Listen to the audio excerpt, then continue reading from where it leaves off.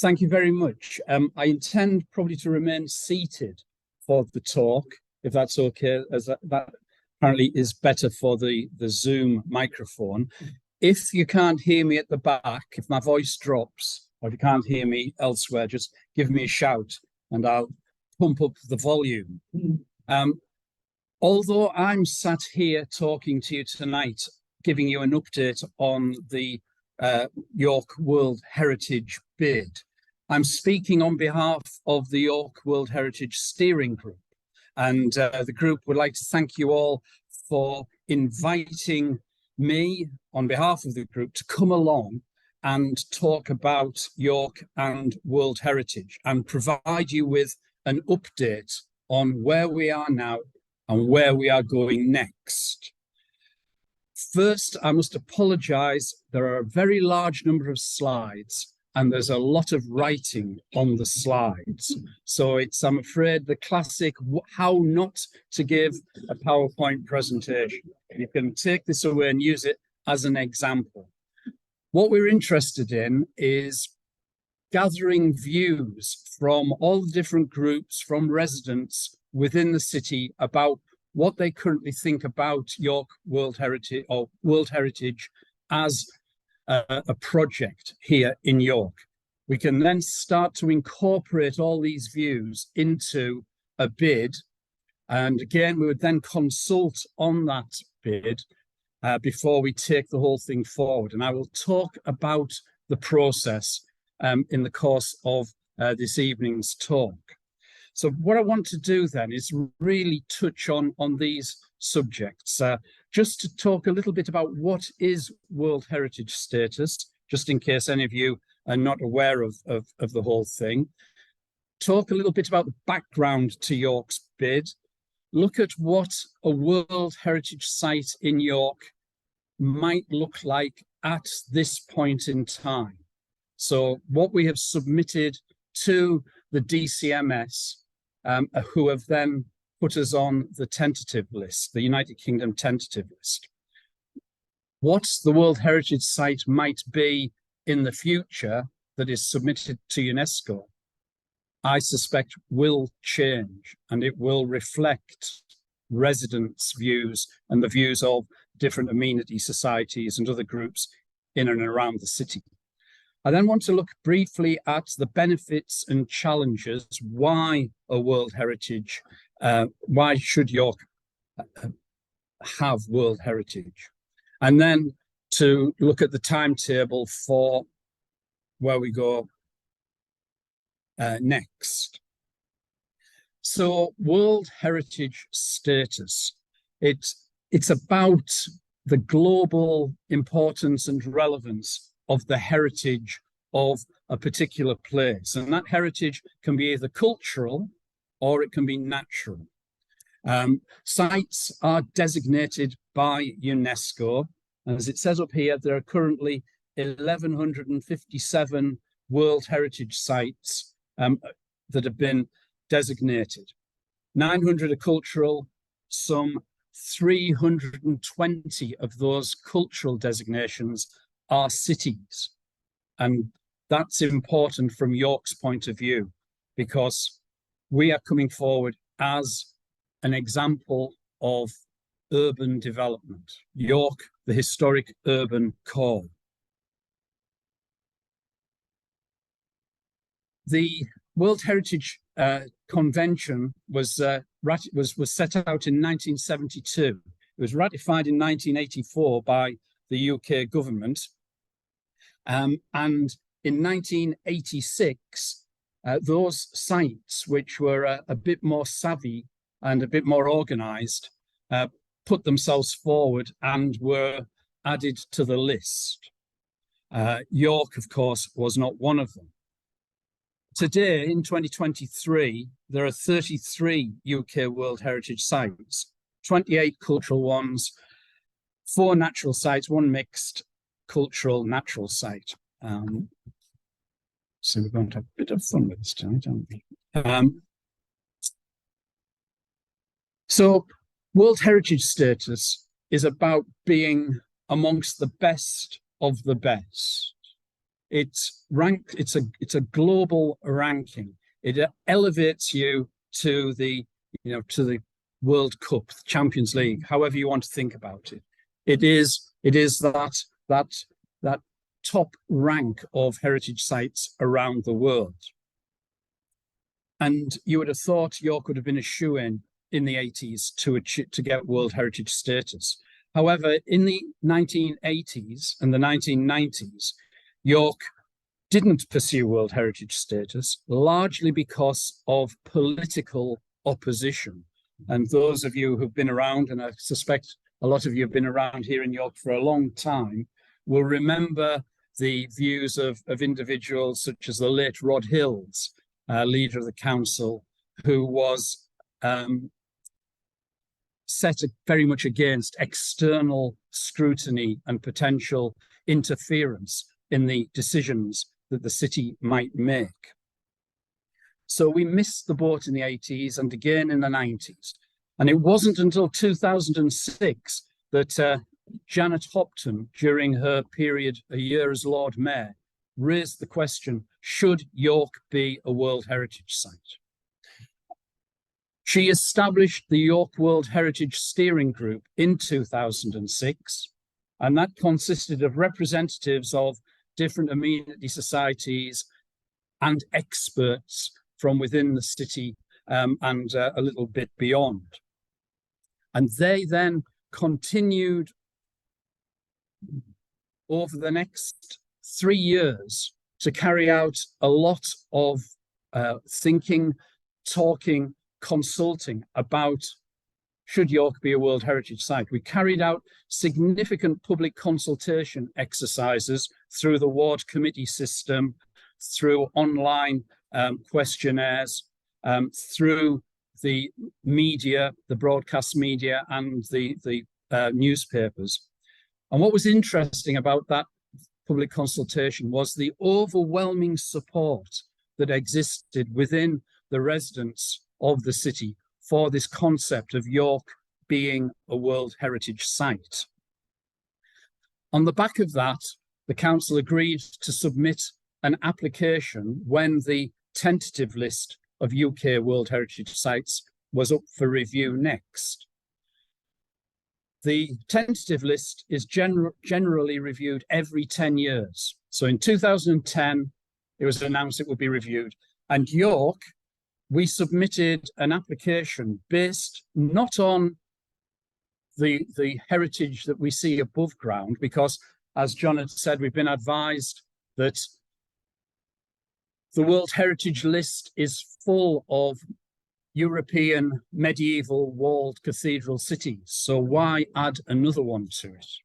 So we put forward a bid on the basis of the subsurface archaeological deposits, these deep, wet, anoxic deposits that preserve the incredible archaeological objects that you can see in Jorvik in the Yorkshire Museum. We submitted the bid and we failed.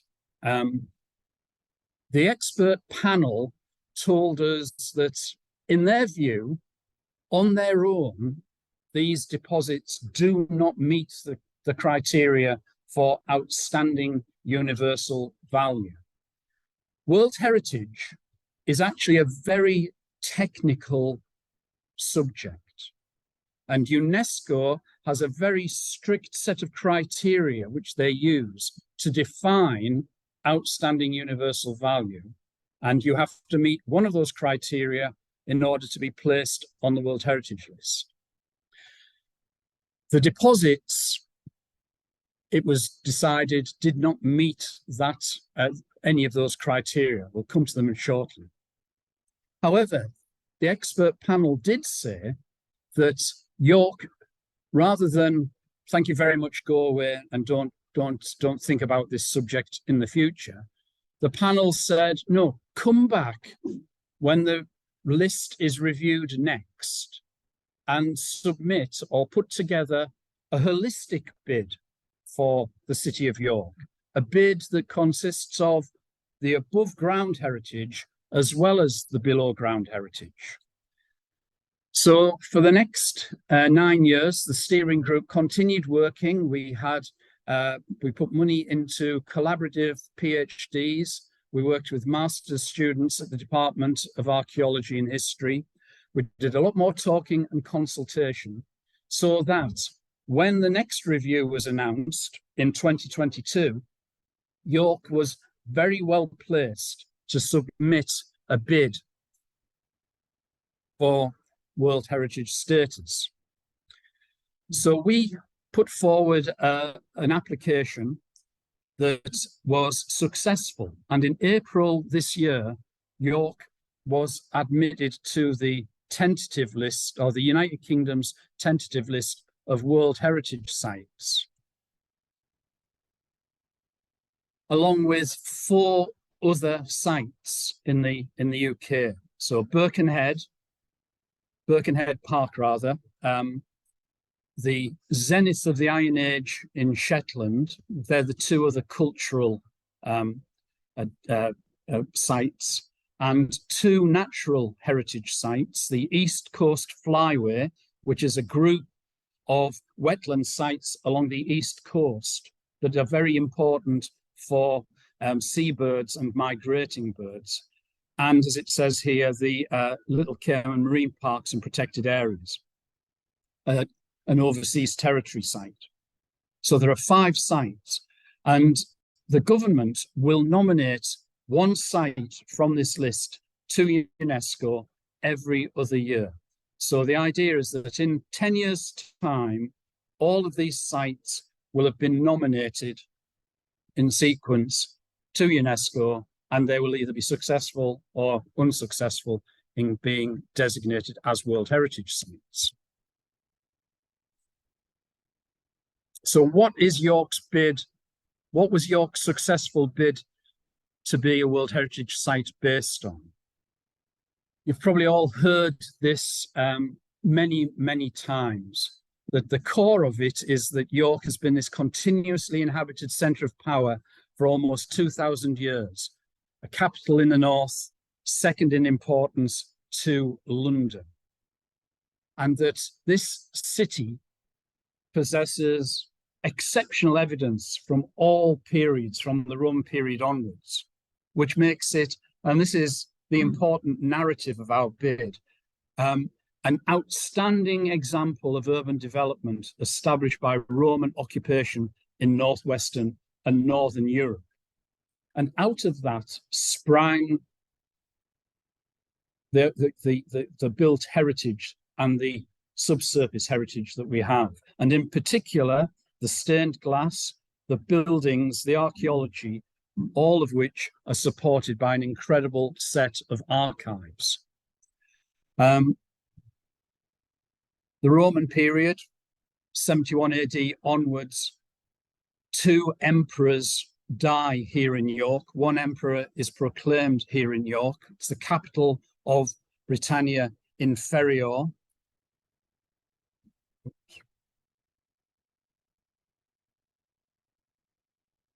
In the Anglian period, York continues to be a centre for royal administration in the Kingdom of Northumbria. It becomes a very important ecclesiastical centre from 627 onwards, reinforced by Wilfrid in the latter part of the 7th century, becomes an archbishopric in the 8th century.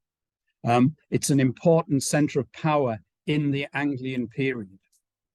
In the Anglo-Scandinavian or Viking period, York is the only place in these islands that is the capital of a Viking kingdom.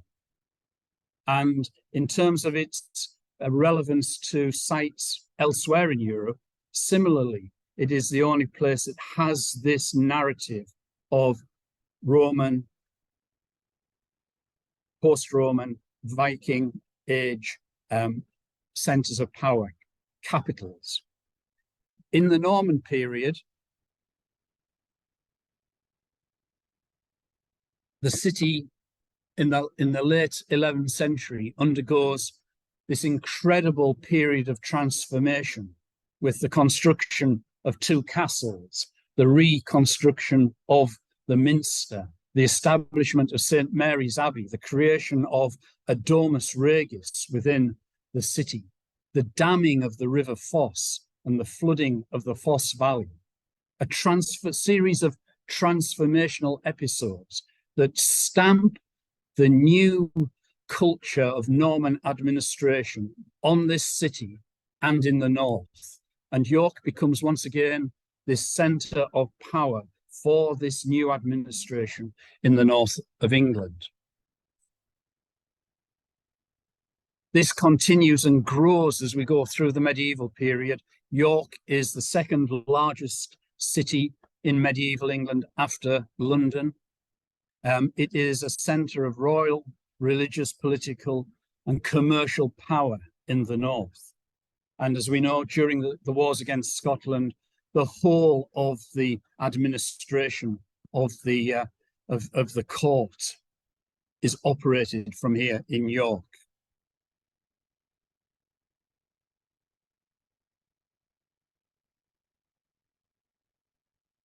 In the 16th and 17th century, post-Reformation city again sees a whole series of transformations.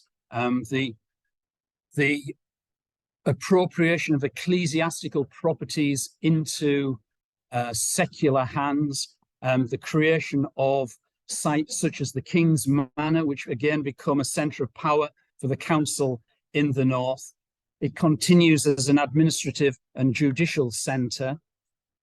It becomes this centre of social life and society in the 18th century and sees the construction of some of the earliest examples of these new classical styles of building, with the assembly rooms and the mansion house.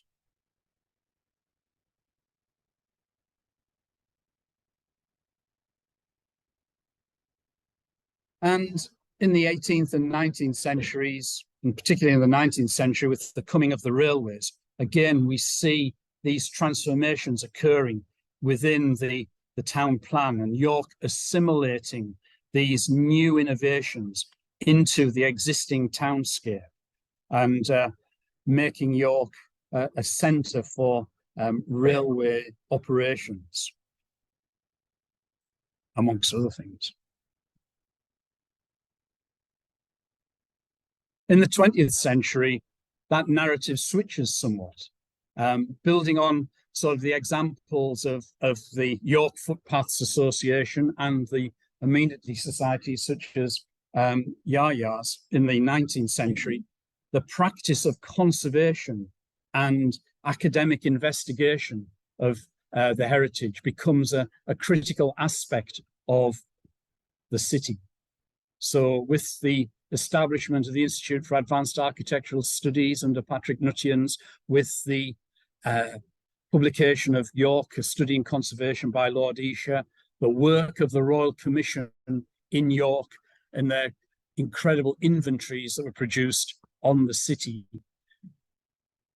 The creation through the work of the university and its teaching and research into conservation of a huge diaspora of conservation scholars and students across the world. You go to China, you meet people who've studied in York. York has this key role in that development of this understanding and practice of conservation throughout the world that emerges in the 20th century. So for all of these reasons, and the underpinning of the archaeology, the great words of George VI, we think that the heritage that exists in the city is of,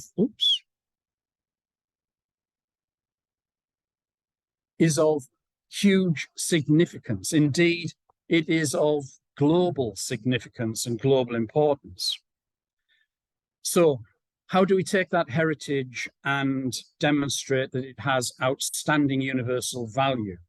And also, how can we show that that York possesses elements that are not already represented on the list of World Heritage Sites? So UNESCO has its own vocabulary and its own approach to defining World Heritage and issues of significance. And as you can see here, that the permanent protection of this heritage is of the highest importance to the international community as a whole. So if we take York and place it on the world stage, it puts York under that global scrutiny. But York is already acting in many areas as a global player. The universities pitch themselves as being world-class centres of education, teaching, and of research. And I read in York Mix only today, Councillor Mark Waters commenting on the planning application for York Racecourse, referring to York Racecourse as a world-class operation. York's art heritage is clearly world-class. It clearly merits being talked about in that context. That context of World Heritage is defined through 6 criteria. And these criteria define what UNESCO has set out as termed outstanding universal value. So World Heritage boils down to a series of actually very technical considerations. It isn't a blanket protection for everything. What it is, it's a protection for those things, those assets, those attributes that meet these definitions of outstanding universal value. And there are 6 criteria for outstanding universal value. And I'm sure you've had a chance to have a look at these. 1, masterpiece of human creative genius. 2, important interchange of human values in areas such as town planning. 3, bear a unique or at least exceptional testimony to a cultural tradition. 4 is to be an outstanding example of a type of building or architectural ensemble. 5 is about traditional human settlement and culture or cultures. And 6 is about individuals, traditions, ideas, artistic or literary works that might be associated with some of these other criteria. So taking all these together, we get to the position where York's bid, as I said at the beginning, is based on this exceptional evidence from all periods, which make it the outstanding example of urban development established by Roman occupation in northwestern Europe.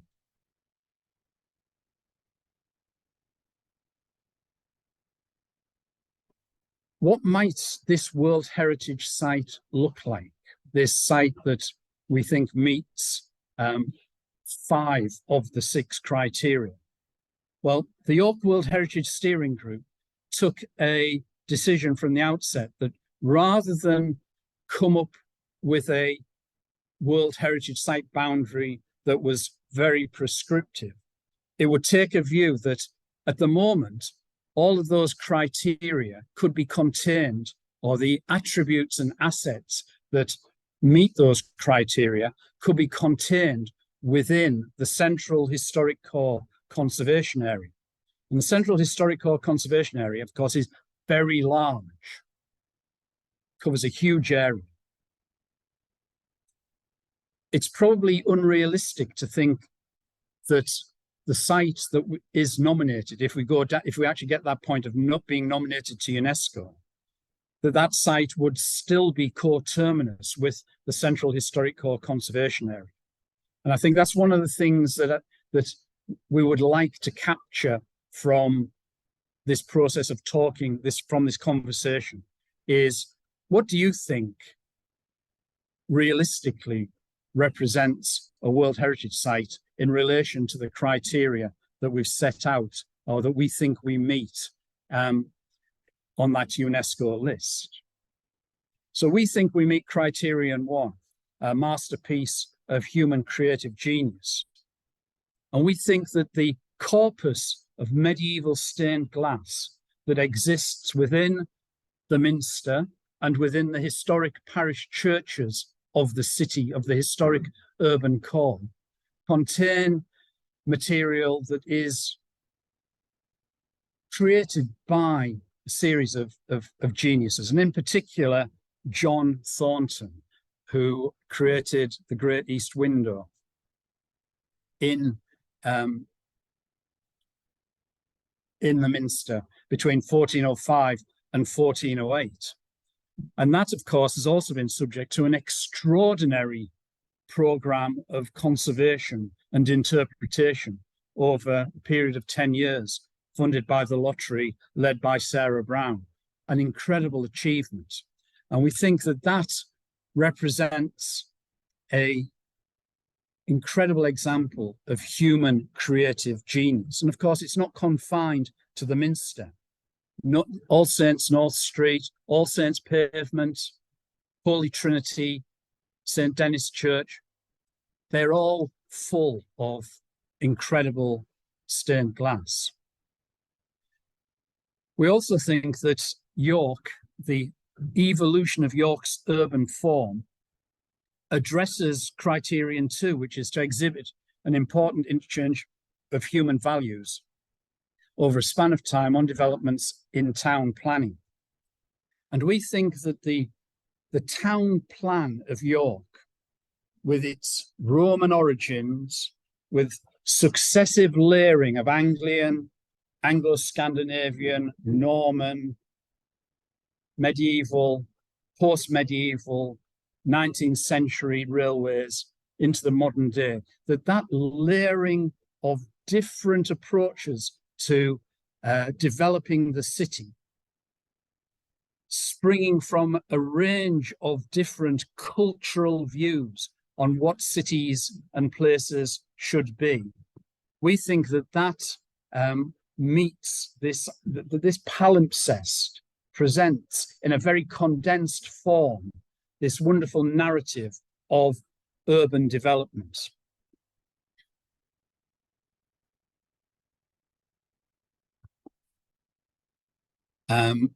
Speed's map of 1611 on the slide, 2 slides ago, the 19th century map of York, the modern aerial photograph of York, they all demonstrate the way in which the urban plan is a palimpsest of all of these elements, all of these different approaches to what a town, a city might be, all compressed into one.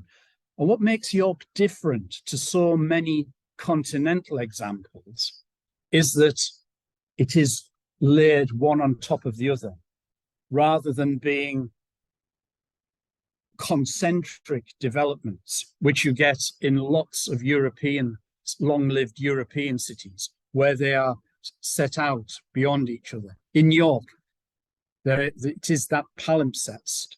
It's almost a unique example which exemplifies all of these approaches to how towns and cities function and the power that is exercised within them. That, of course, spills over into this criterion 3, and we see York as being this exemplar of urban culture. We see York as providing an exceptional testimony to the evolution of urban culture in cities. How York, over this period of nearly 2,000 years, has successfully assimilated all of these different influences to produce the place that we have today. York is not a single period city. It is representative of all of these periods. And that's a really important attribute of York in terms of World Heritage. And of course, we have this incredible ensemble of buildings within the urban core, the civic, the ecclesiastical, the domestic buildings that survive in the city, which we believe meets the criterion 4 of UNESCO. We could spend a whole lecture just talking about the buildings themselves.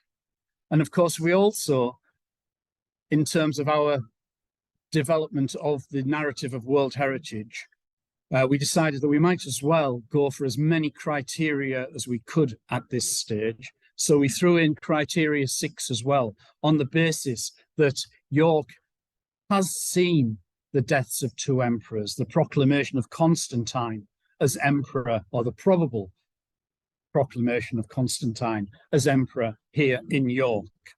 The role of the incredible European scholar Alcuin in the 8th century, who went to the Minster School, eventually led the Minster School, was headhunted by Charlemagne, ends up at the imperial court, and ends his days as abbot of St. Martin in Tours, of the Abbey of St. Martin in Tours.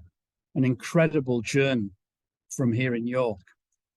We have the mystery plays, this literary tradition of performance on the street by the people of York, which of course, since the 1950s has been revived in the Festival of York, and now through the guilds each year performing these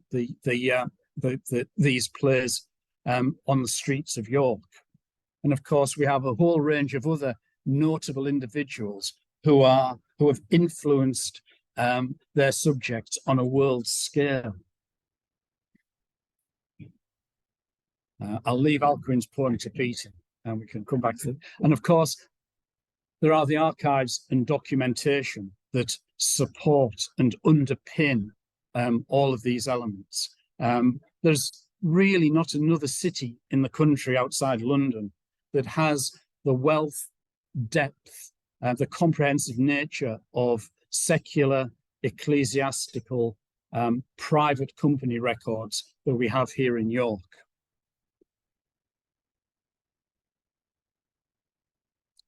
So all this takes us into a consideration of benefits and challenges. You know, why should York be a World Heritage Site? Isn't York got it all already? And many people would argue that we have. The World Heritage Steering Group has looked at these area of benefits, and we've come up with a whole series of bullet points, which we think really argue for this project, for York pursuing World Heritage status. In this strange post-Brexit world, and post-pandemic world, really people can choose to be where they want within this world if you're a digital nomad. World-class cities that have special qualities about them, really have an advantage over other places. So we think World Heritage would, along with York's status as a UNESCO City of Media Arts, we think that it would underpin that position as a world-class city with world-class institutions, with world-class heritage. We also think that World Heritage would also contribute to the practice of conservation here in York, that it would assist in conserving those elements that make York special. We're not arguing that York should not change. And in fact, this comes back to the point I made at the beginning of the talk. There are 320 cities on the UNESCO World Heritage List. Within UNESCO, there is a lively debate about what World Heritage means in practice.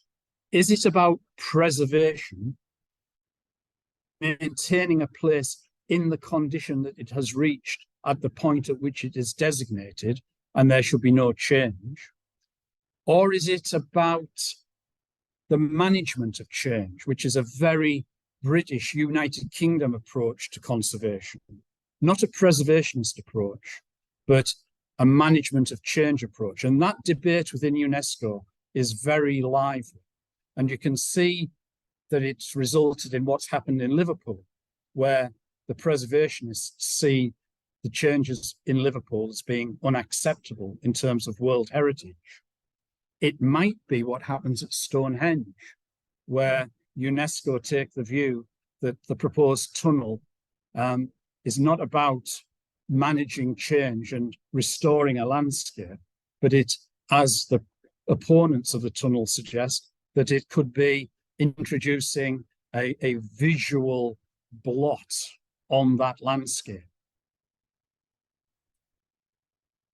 Conservation is about managing change in place, and the World Heritage Steering Group has taken the view that York is a dynamic city, that it has reached the condition and the place where it is now through assimilation of change over 2,000 years, and that change will continue. And World Heritage can contribute to that conversation and debate about what is acceptable in terms of change and what isn't acceptable. How do we keep those qualities that make York the special place it is? We also think that World Heritage is of real importance to the people who live here. It's about looking at the residents and the sense of pride that they have in the city and the sense of ownership that they have in this city.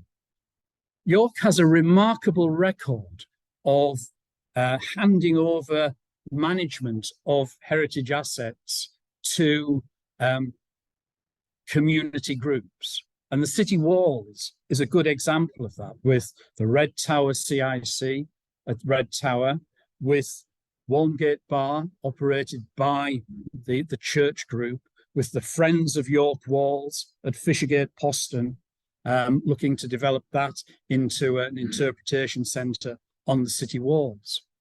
You look at the recent work at Bedden Hall, with the creation of a CIC there to take Bedden Hall forward. These community initiatives about the management of heritage assets in York, the way in which the community engages in discussions about future developments. We think World Heritage is a critical aspect of encouraging, engaging, rewarding that interest and work by residents. If World Heritage isn't for the residents of York, then I don't think it's really worth pursuing. It's got to be principally for the community of the city. World Heritage, of course, we think would also speak to that tradition, that practice of heritage education and conservation that we've already mentioned. The special qualities of York contribute to this whole agenda around well-being and quality and enjoyment of life. And we believe that World Heritage would actually enhance those arguments and increase those the way in which those elements are seen within the life of the city. And we also think that World Heritage would increase inward investment and business development. And we think it would help assist a diverse and thriving economy. What we don't want is we don't want to see World Heritage become something that drives even more tourists into York. Over-tourism is a key critique of World Heritage sites. Venice, Barcelona, all of these World Heritage sites face large numbers of tourists. York already has large numbers of visitors. And I think when the next set of numbers are released, if they haven't been released already, I think the tourist bodies are talking of pre-pandemic having 10 million visitors to the city of York. We don't want to encourage more tourism. It's a saying about World Heritage, that World Heritage is what you make it. You can get World Heritage status and do nothing with it, and lots of places do that. places get World Heritage and they use it as a mechanism to drive tourism because those places need that money. York doesn't need that money. What York needs is a tourism, a visitor profile of people who are going to come, stay longer, spend more. And we think York's World Heritage status speaks to that concept of cultural tourism. And there is the added issue of what does tourism actually look like in a world where climate change is becoming ever more relevant and important to people, and net zero is becoming legislatively and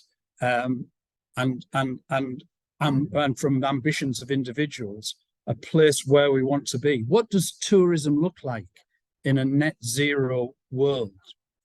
And I think this is where York, with its UNESCO designation as a city of creative media arts, with the groups in the city, the games, the people who write games, the film industry, that York is well placed to build on the examples in the past, such as the Jorvik Viking Centre, which transformed the way people engaged with the past and looked at heritage sites.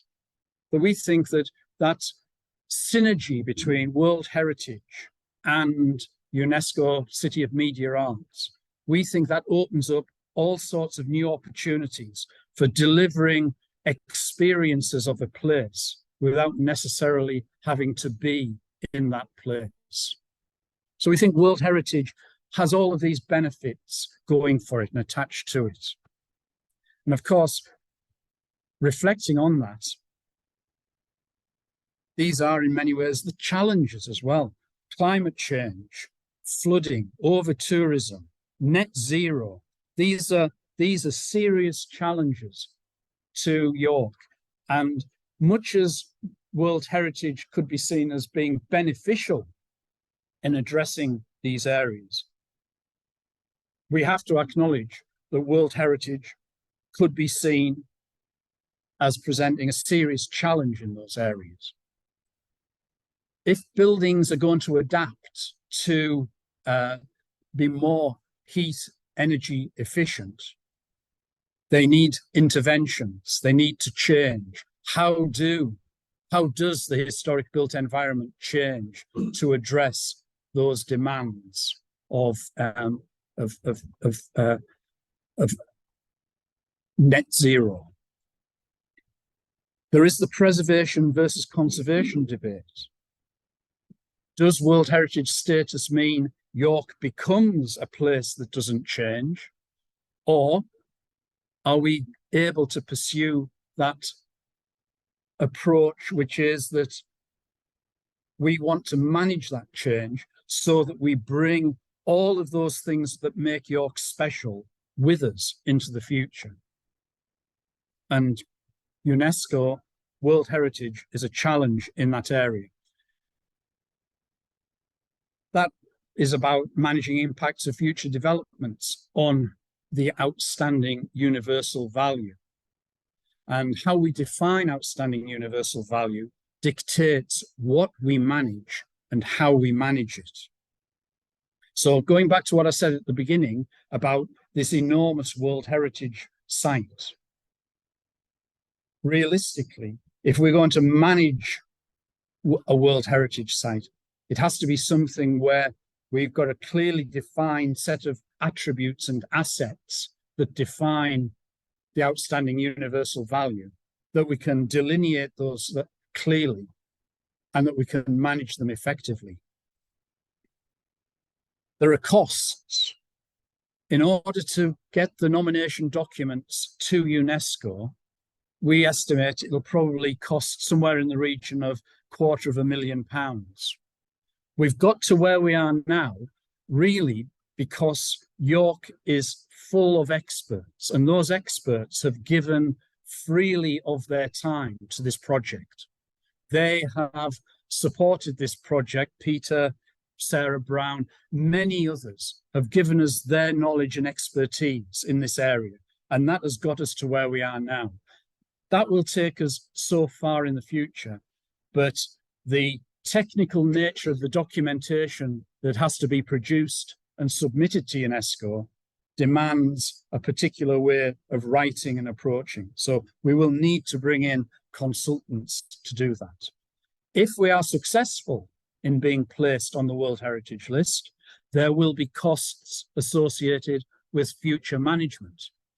And those costs could be met in a number of ways. There are a number of models as to how you manage a World Heritage Site. Do you have a separate trust that deals with education, engagement, and the whole area of education of people about World Heritage, as happens in Edinburgh?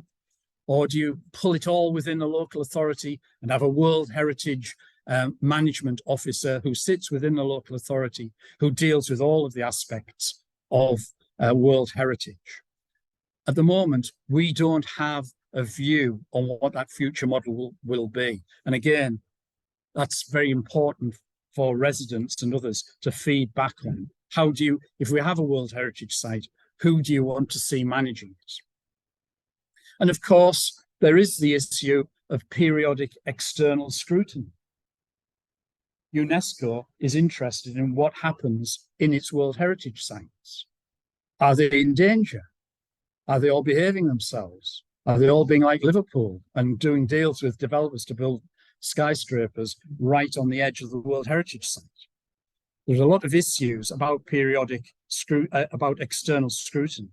But I think we live in a world now where we're actually used to dealing with external scrutiny, Ofsted, external regulators. Every part of professional practice has some form of external scrutiny working within it.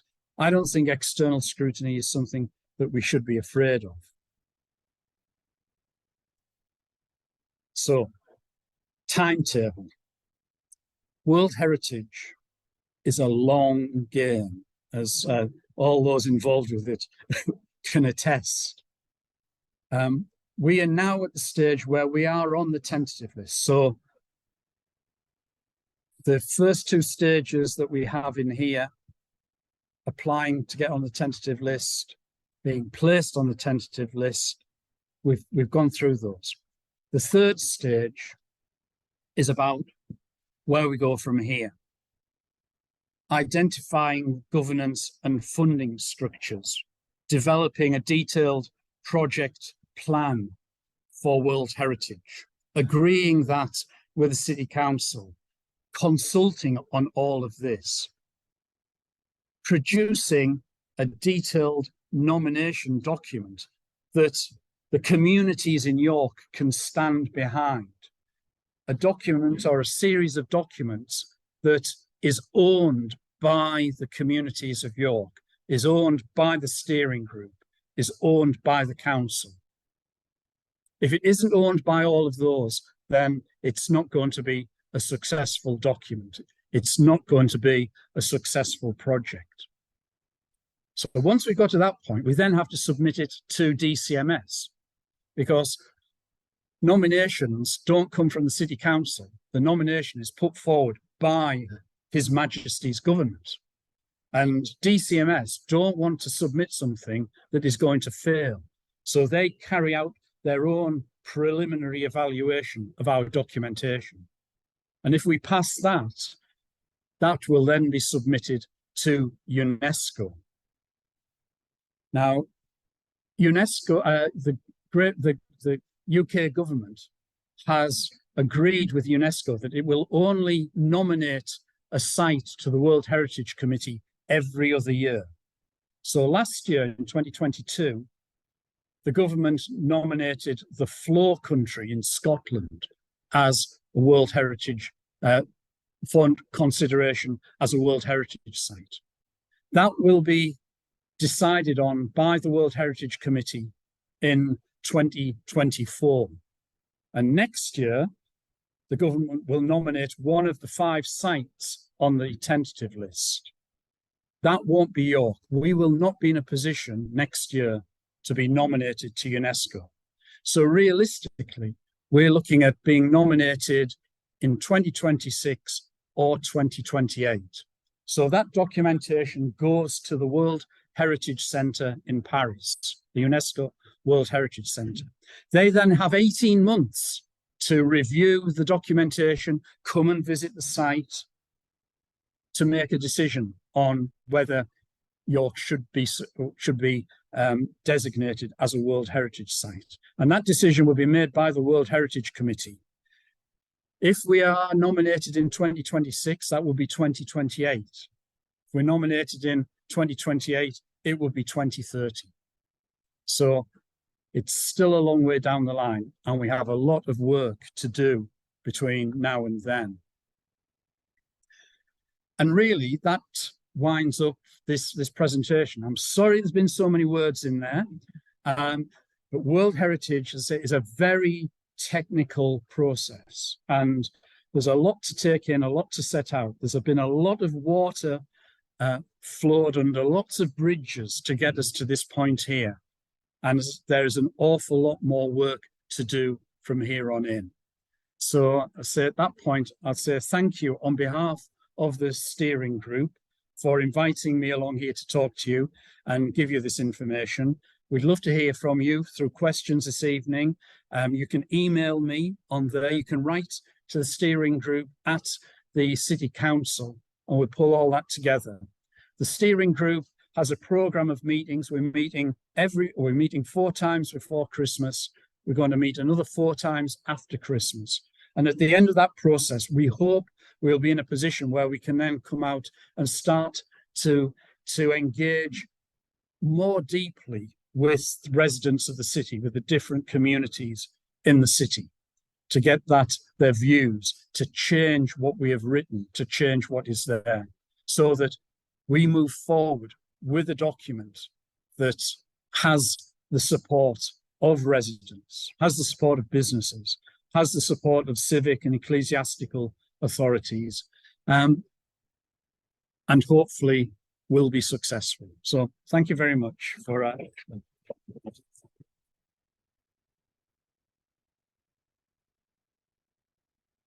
John, thanks very much. I'm assuming there must be questions. We'll check the chat in a few moments. Let's just look around the room. Just one observation that at the start of this, when I first heard about the World Heritage bid, I kind of visioned it as a kind of turbo listing, where once you have this status, that's it. We don't have to worry anymore. But that's the complete antithesis of it. That it's a constant process, and the idea of it is a thin line between being a preservationist city and alienating the residents. The residents have to be on board because they're driving it. And yes, any questions?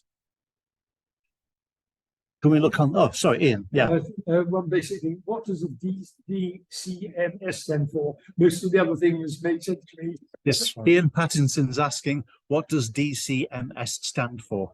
It's got a double D. Well, indeed. Well, as in the past, when it was the Department of the Environment that looked after things to do with heritage. Right. Today is the Department for Culture. Actually, it's the Department for Digital Culture, Media and Sports. Right. So it's a government.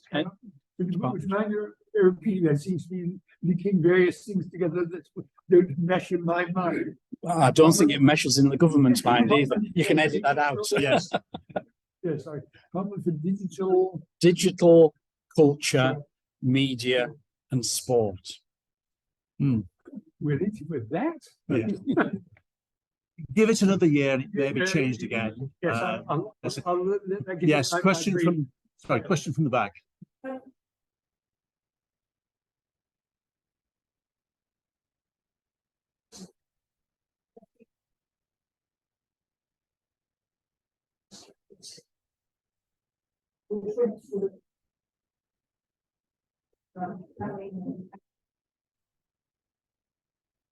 I just wondered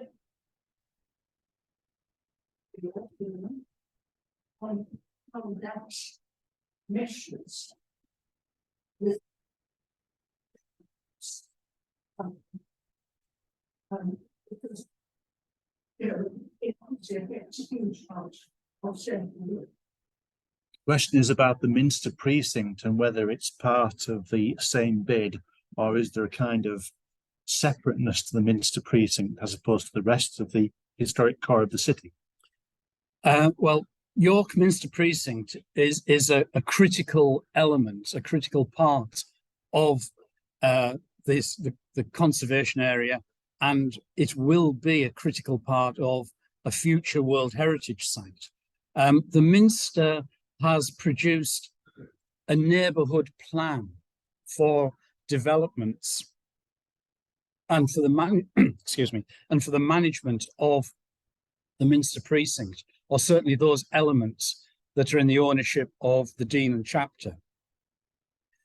And personal opinion, I think that neighbourhood plan actually is an exemplar of the sort of documentation that we should be producing for the World Heritage Site.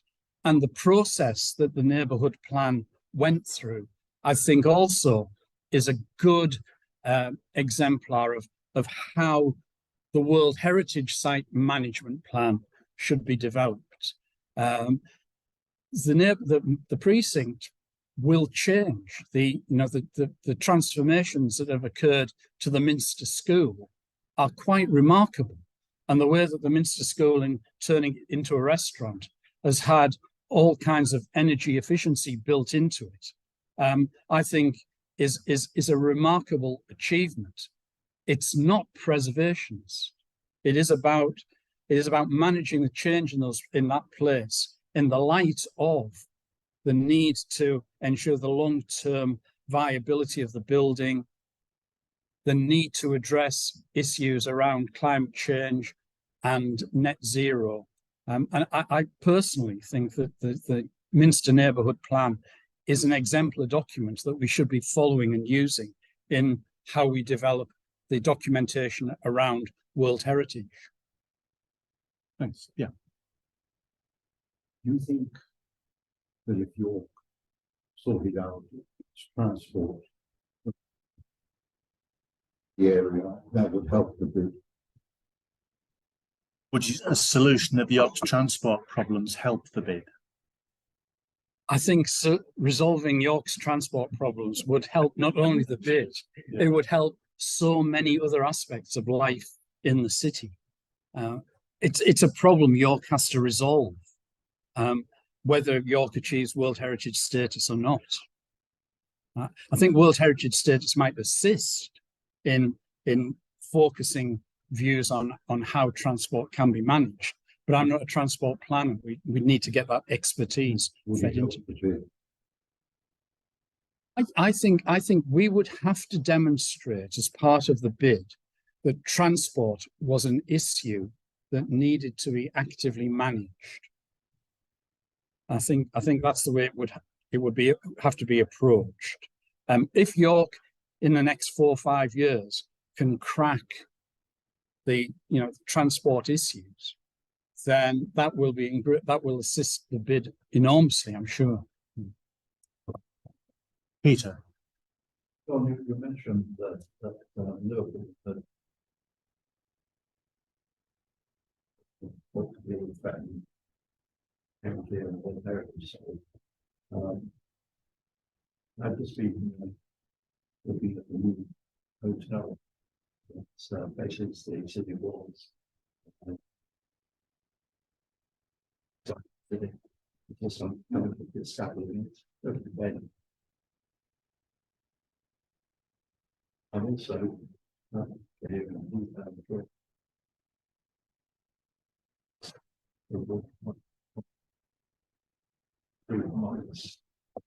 modern office block hotel. The most important work is the voice. But in what's happened at Liverpool, how do you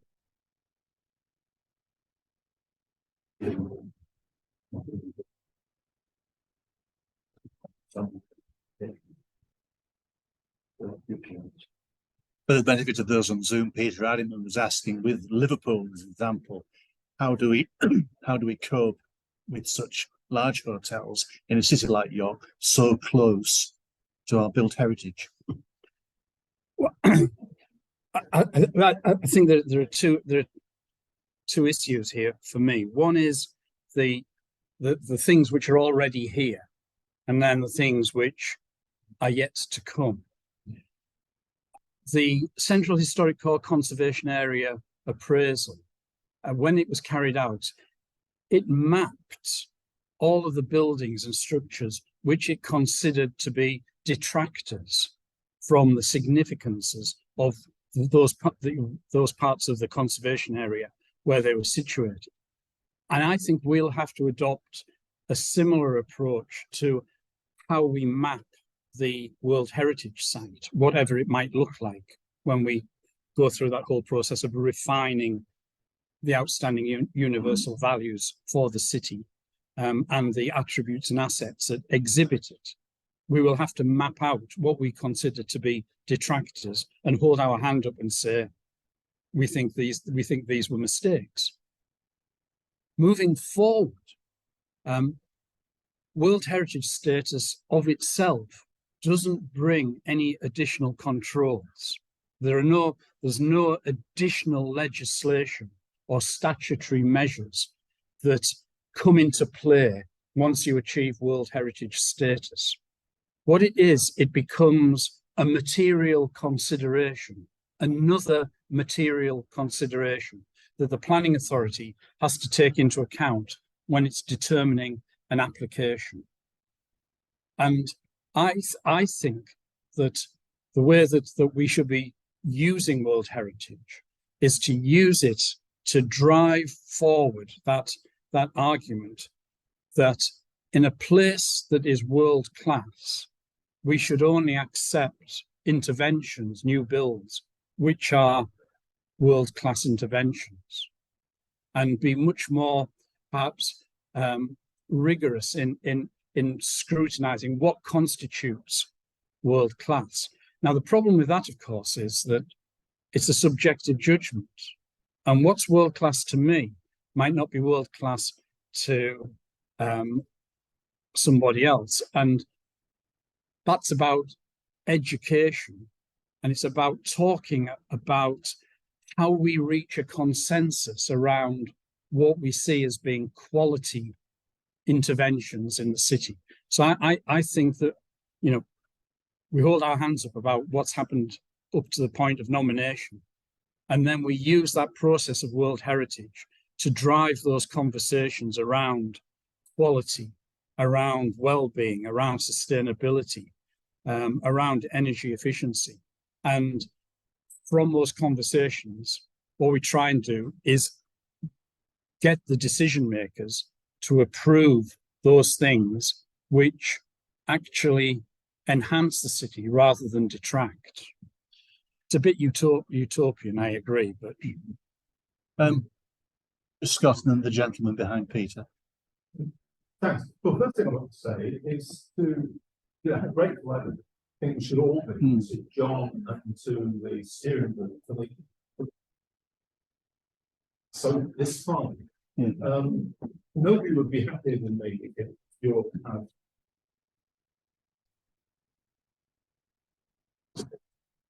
but to build on the challenges slightly,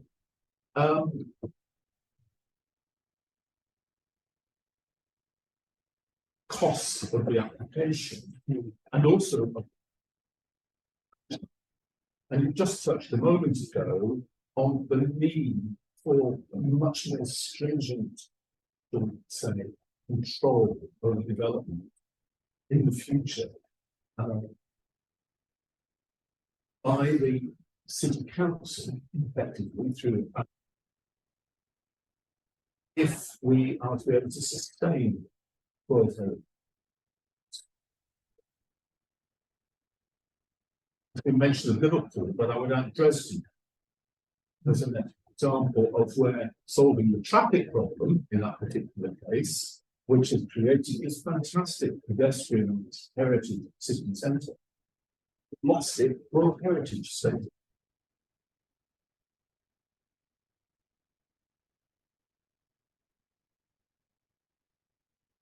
For those on Zoom, Andrew is just asking about the fact that once you achieve status, how do you maintain it? And he cited the example of, I didn't know, about Dresden, which has lost its status, partly due to traffic problems. No, Yeah. Due to solving the traffic Traffic, yeah, it's Yeah. lost it. Right.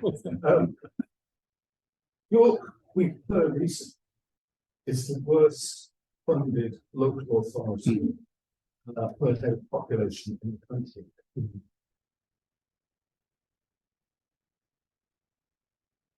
Satisfactory management and avoiding the regulators' concerns, you're going to need the unabashed, wholehearted support of the City Council, particularly through its planning process. Do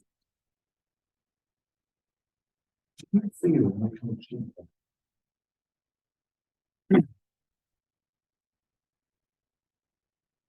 I think York is is in terms of its overall budget, York is in a very difficult position.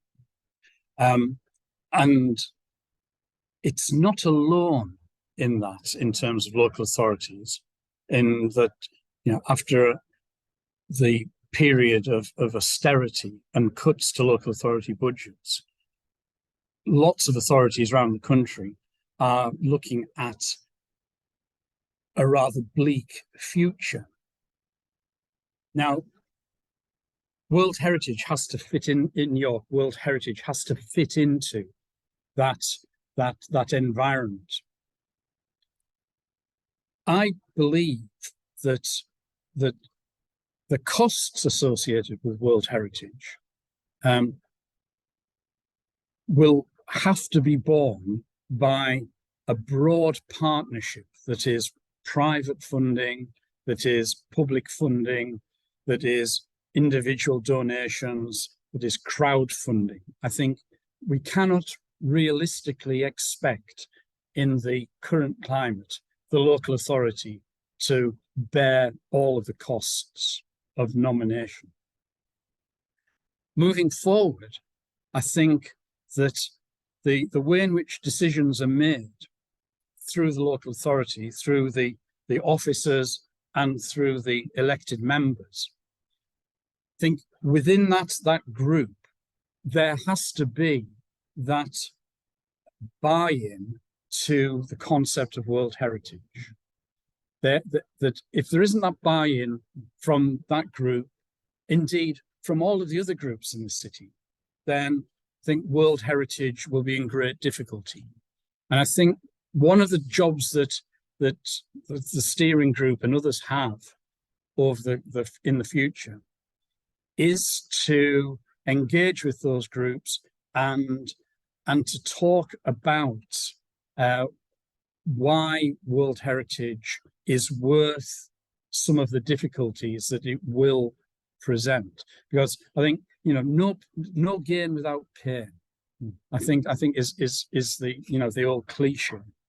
And I think that is true of World Heritage, that it is no longer an easy path. And that we all need to agree that that's the path we're going to go down, and that everybody buys into this. So in that period, 2008, 2009, when we carried out that public consultation, there was cross-party support. There was, you know, overwhelming support within the city. We need to go through that process again. And I think it's out of that consensus will spring, which I hope would address some of those very real concerns that you've expressed. We've got a huge job to get that overarching support, because it's easy to say, you know, for council or for anybody else to say, yes, it'd be lovely to have World Heritage now. But when the reality of that, the need for more investment controls and development comes along, track record of finding priorities in those situations, frankly, at that political level.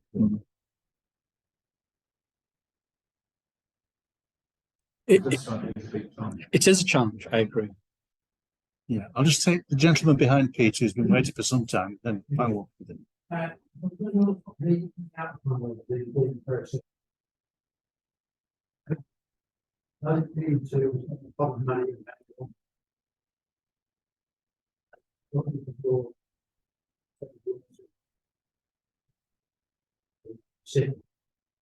Question is, if we do achieve World Heritage status, does it lead to a magic pot of money, or does it lead to a need to resist change or accept change?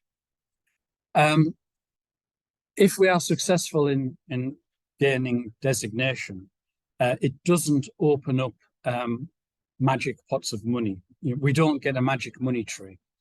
What we do get, of course, is the ability to use World Heritage to drive those areas that we think will be beneficial to the city, that we believe will underpin the long-term sustainability of the economy of the city, of the quality of life in the city, and of those things that make York a special place. So World Heritage, it doesn't bring those pots of gold in physical terms. I think what it does is it opens up those possibilities and those areas where we can use World Heritage to attract, to retain, and to enhance. And final question from the floor from Peter Addiman. Suggestion.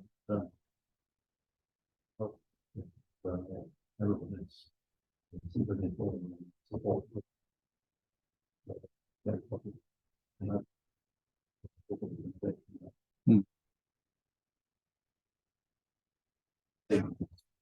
Yes. It's very good, Peter, as I'm standing before you, that is it not down to some of the local heritage groups like YAYAS and the Civic Trust to get on board with the bid? And of course, yes is the word for that, always. And it's with YAYAS, it's little pushes here and there. The built environment, I come back to the infamous incident of the 1900 era street lamp, the Art Nouveau street lamp, when it was knocked down by a delivery driver. Many people wrote into the press saying, well, it's just a street lamp. No, it's unique. It's one of 23. It's the last survivor. It's seen 2 world wars. It was knocked over by a van driver. And then 1 year later, it was re-erected. At whatever cost, I know not. A figure of 30,000 was bandied about. Now, I'm assuming that was picked up from the insurance, but the council must have had a bit of a say in it. And it must have, because it's now put 3 bollards around it to protect it. So, but joking apart, it's things like the Civic Trust City Enhancement Project, is the little pushes here and there. But the heritage organisations, it's not all about money, it's an act of will. Yeah, and I must, because we're running out of time, must go to questions from the chat, please.